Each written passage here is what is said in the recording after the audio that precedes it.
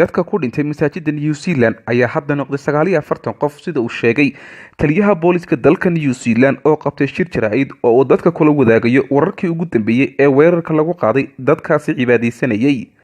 mid ka mid ah dadkii dhaawac ahaa ee la dabiibiyay ayaa hadda naftu dhaaftay ayuu yiri isagoo shirka jaraa'id sii wata. dhinaca kale dalalka saaxiibada la ah dalka New Zealand iyo kuwa kale ee ay dariska yihiin ayaa ka filceliyay weerarka lagu qaaday masaajidda waxayna sheegeen inay ka murugoodeen kana argagaxeen weeraradaasi.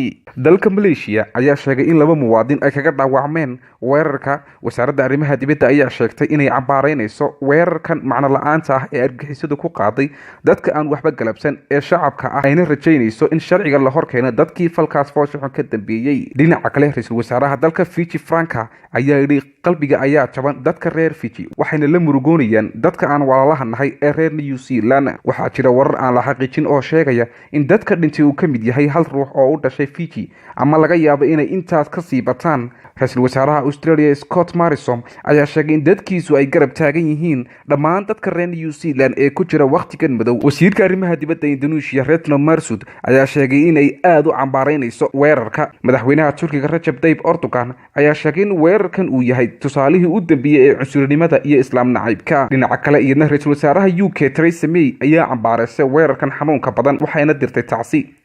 Stephen Goodman oo ah madaxa guddiga ay leeyihiin bulshada Yuhuuddu ee dalka New Zealand ayaa yidhi ma jirto erayo lagu cabiri karo sida guddiga bulshada Yuhuuddu uu uga xun yahay ugana argagaxay weerarada abaabulan ee maanta ka dhacay masaajidka.